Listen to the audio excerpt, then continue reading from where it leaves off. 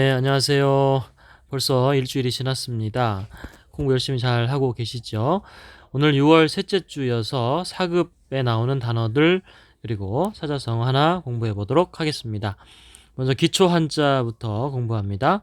그러할 연자와 칼날 인자가 있지요. 자, 그러하다 연자 우리가 평소에 많이 쓰는 한자인데 한번 써보도록 하지요. 하나, 둘, 셋, 넷, 다섯, 여섯, 일곱, 여덟, 아홉, 열, 열하나, 열둘. 한 번 더. 하나, 둘, 셋, 넷, 다섯, 여섯, 일곱, 여덟, 아홉, 열, 열하나, 열둘. 12획이죠. 부수로는 불화, 불화 발 그러죠. 부수가 아래에 있으면 발 그렇게 얘기합니다. 위에 있으면 머리라고 하죠. 그래서 불화 발이 부수가 되겠어요. 왼쪽에 위에 있는 것은 고기 육자죠. 오른쪽 위에 있는 건 개견자입니다. 그러니까 무슨 고기죠? 개고기입니다. 개고기를 불로 태우고 있는 거죠. 그래서 원래는 그러할 연자가 아니라 불타다 연자였습니다. 원래는 이 글자가 불타다 연 그랬어요. 개고기를 우리가 개를 태울 때는 껍질을 벗기지 않고 그대로 태웠거든요. 그래서 그 모습을 본뜬 한자예요.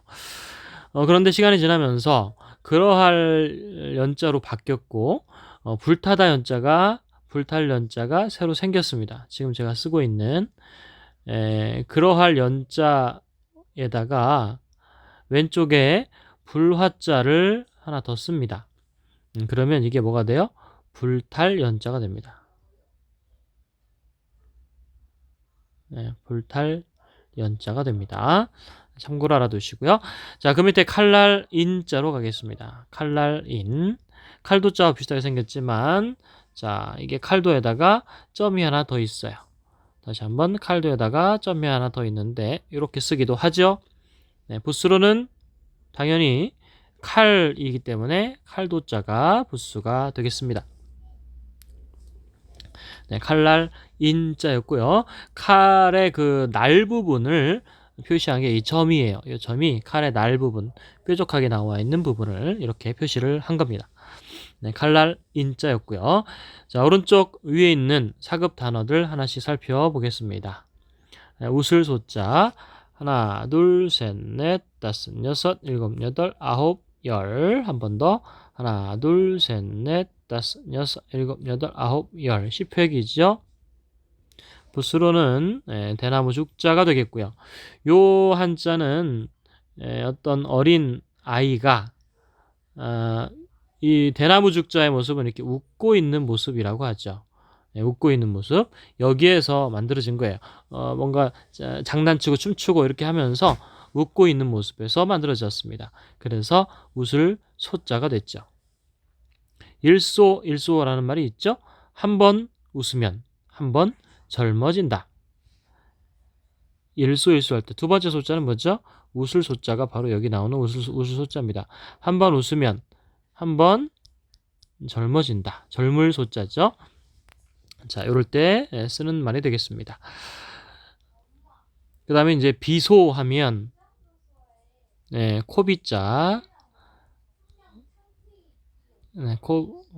코비자에다가 요 소자를 쓰면 코 웃음이 되겠죠. 비소 이런 말도 있어요. 자, 그 앞에 본디 소자로 갑니다. 이 본디 소자는 본디라는 뜻도 있지만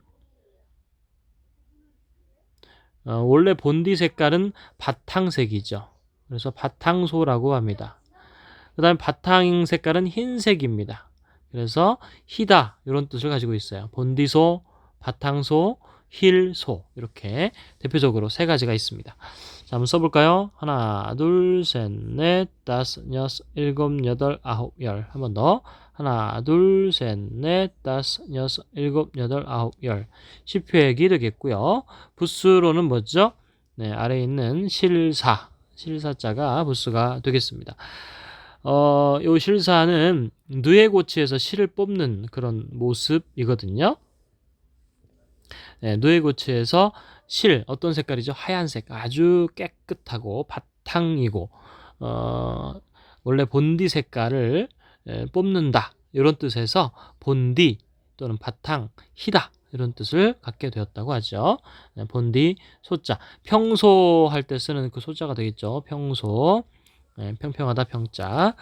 자, 그 옆에 사라질 소자를 보겠습니다. 사라질 소자 한번 써볼까요? 하나, 둘, 셋, 넷, 다섯, 여섯, 일곱, 여덟, 아홉, 열. 한번 더. 하나, 둘, 셋, 넷, 다섯, 여섯, 일곱, 여덟, 아홉, 열. 총 10획이네요. 붓으로는 삼수변이 되겠죠. 물수, 삼수변이 되겠고, 그 옆에 있는 글자 있죠? 네. 이 글자는 달물초라고도 하지만, 달물초. 우리가 불초, 소생, 불효자는 웁니다. 이렇게 하잖아요. 불초소생이란 말은 부모님을 닮지 않은 부족한 불효자는 웁니다. 이때 이제 불초 하거든요. 닮을 초라고도 하지만 작다라는 뜻도 있습니다. 작을 초라고도 합니다. 작다. 그러니까 왼쪽에 삼수변이 있잖아요. 물이 작아지는 거죠. 물이 작아지면 어떻게 될까요? 사라지게 되겠죠. 없어지게 되겠죠. 그래서 사라질 소자가 되겠습니다. 소화시키다 할 때, 요 사라질 소자죠. 우리가 먹은 걸 소화시키다 할 때, 될 화자 써서 이렇게 씁니다. 또는 소화기 할 때도 요 소자를 쓰죠. 불화자 써서 불을 끄는, 불을 사라지게 하는 기계다. 사라질 소자였고요. 그 옆에 이을 속자로 가겠습니다. 우리가 드라마, 다른 말로 하면 뭐라 그래요? 연속극이라고 하죠. 그때 쓰는 속자죠. 이을속. 하나, 둘, 셋, 넷, 다섯, 여섯, 일곱, 여덟, 아홉, 열, 열하나, 열둘, 열세, 열넷, 열다섯, 열여섯, 열일곱, 열여덟, 열아홉, 스물, 스물하나네요. 한 번 더. 하나, 둘, 셋. 이게 실사자. 아이고, 잘 안 써지네요. 다시 한번. 자, 지우고 다시 써볼게요. 자, 우리 실사자 먼저 이렇게 써주시고, 그 옆에 팔매자죠. 팔매자. 팔다 할 때 매자죠. 그래서 이을 속자인데, 요 옆에 있는 실이죠. 이게 실. 이게 실이죠. 네, 실을 판다는 뜻입니다. 실을 주거니 받거니 하면서 팔고 사고 한다는 뜻이거든요. 그러니까 그런 것들이 다 이 사람에서 저 사람으로 이어지게 되겠죠. 거기에서 나온 글자가 이을 속자가 되겠습니다. 연속할 때 쓰는 속자입니다. 오른쪽에 있는 글자는 팔매자라는 거 잘 알아두시고요. 자, 그 밑에 있는 오늘의 사자성어, 이야기가 있는 성어입니다. 오늘은 고사성어라고 하지요. 두문 불출입니다. 들어보셨죠? 두문 불출하고 밖에 나오지 않는다. 이때 막을 두자를 써요. 문을 막아놓고, 문을 닫아놓고 나오지 않는다 이런 말이죠. 문을 막아놓고, 문을 닫아놓고 나오지 않는다 이러한 뜻이 되겠고요.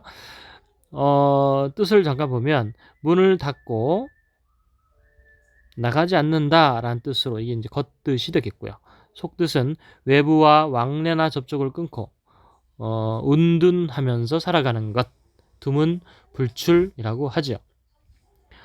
자, 그 500년 동안 왕조가 유지되었던 이제 고려 시대가 끝나고 조선 시대를 엽니다. 누가요? 이성계가 태조 이성계가 이제 조선을 건국을 하죠. 그런데 조선 건국이 쉽지가 않았죠. 그래서 둘로 나눠집니다. 조선 개국 공신들과 그다음에 고려를 그대로 지키자라고 하는 사람들이 있었는데 결국에는 이제 조선이 건국이 되게 됐죠. 그런데 나는 고려를 지키겠다라고 끝까지 항거한 사람들이 있었죠. 그분들이 이제 72명인데 요분들이 지금 이제 북한이죠. 경기도 개풍군이 있어요. 경기도 북한 쪽에 있는 개풍군에 살았었는데 거기에 있는 광덕산이라는 산이 있습니다. 광덕산에 올라가서 이 72명이 거기에서 들어가서 시위를 하는 거예요. 나오지 않아요. 이 산 거기가 이제 깊은 곳이거든요. 산이 이렇게 이렇게 있으면 요 사이 여기에 살면서 나오지를 않아요. 그래서 태조 이성계가 처음에는 이제 회유도 하고 해봤지만 듣지 않으니까 요 산 주위에다가 병사들을 이렇게 두릅니다. 두르고 나오지 않으면 불을 지르겠다. 그래서 약속한 날짜까지 나오지 않아서 결국에는 불을 이렇게 질러서 요 산을 다 태워서 사람을 죽였다. 요 70명을 죽였다라는 기록이 있다고 하죠. 그래서 요 사람들을 기리기 위해서 거기를 우리가 그 이후에 뭐라고 부르냐면 두문동이라고 부릅니다. 무슨 동이요? 두문동이라고 불러요. 두문이란 말, 여기 두문이 있죠. 문을 닫아놓고 나오지 않았다라는 뜻에서 두문동이라고 부릅니다. 그리고 그 사람들이 이제 그 개풍군에서 머물렀던 고개가 있거든요. 이성계 회유를 무시하고 나는 절대 너희들과 연합하지 않겠다 이러면서 아침에 조회하던 그 옷도 그 큰 소나무가 있는데 그 소나무에 걸어놓고 갓도 걸어놓고 그냥 바로 거기에 있는 이제 광덕산으로 갔다라는 데서 그 고개 이름을 뭐라고 부르냐면 부조현이라고 하는 이런 이름으로 부른다고 합니다. 부라고 하는 거는 아니 불이고요. 그다음에 조라고 하는 건 조회하다 할 때 조자고 현이라고 하는 거는 고개현이거든요. 아침 조회도 하지 않았다라는 그 고개. 그래서 부조현이라고 부르고 또 그 산이 있었던 72명이 죽었던 산이 있었던 동네 이름을 두문동이라고 지금도 이렇게 부른다고 합니다. 거기에서 나온 고사성어가 뭐예요? 두문 불출이 되겠습니다. 네, 한자는 어렵지 않지요. 나무 목자가 부수가 되겠고 문문자 전체가 부수가 되고요. 아니 불자는 하나일이 부수고 날출자는 이게 입 벌릴 감이라고 합니다. 입 벌릴 감 또는 위튼 입구 몸이라고도 하죠. 위튼 입구, 위에가 터져 있잖아요. 위튼 입구 몸이라고도 하고 입 벌릴 감이라고도 합니다. 네, 그게 부수가 되겠습니다. 자, 두문불출 한 번 더 정리합니다. 문을 닫고 나가지 않는다라는 뜻으로 외부와 왕래가 접촉을 끊고 은둔하는 것을 이른다. 네, 오늘 여기까지 하도록 하고요. 10개 단어들 노트에 쓰셔서 사진 찍어서 또 카톡이나 또는 본문에 댓글로 달아주시면 되겠습니다. 수고 많으셨습니다. 온라인에서 또 뵙겠습니다. 안녕히 계세요.